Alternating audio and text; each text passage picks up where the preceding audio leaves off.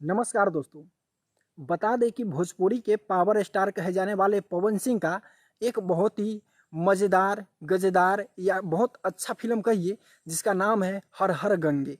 यह फ़िल्म आ रहा है दोस्तों 20 अक्टूबर को दुर्गा पूजा के शुभ अवसर पर यह फ़िल्म जो है रिलीज़ होने वाला है। बता दें जिनका आज ट्रेलर भी रिलीज़ हो गया है। और दोस्तों ये जो फ़िल्म है, इस फ़िल्म में बहुत ही अच्छा सीन दिखाया गया है।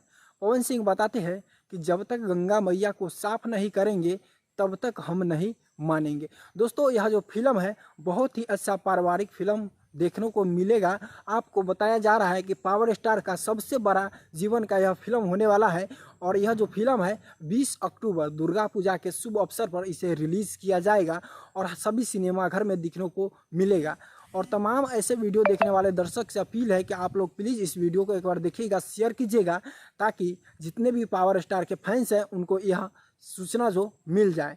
और दोस्तों बता दें कि हर हर गंगे में बहुत सारी चीज़ों को दिखाया गया है। गंगा मैया को साफ़ करने की भी बात किया गया है, स्वच्छ बनाने की बात किया गया है। तो आप लोग इन पर ज़रूर अपना अमल कीजिएगा, अपना राय कमेंट सेक्शन में बताइएगा।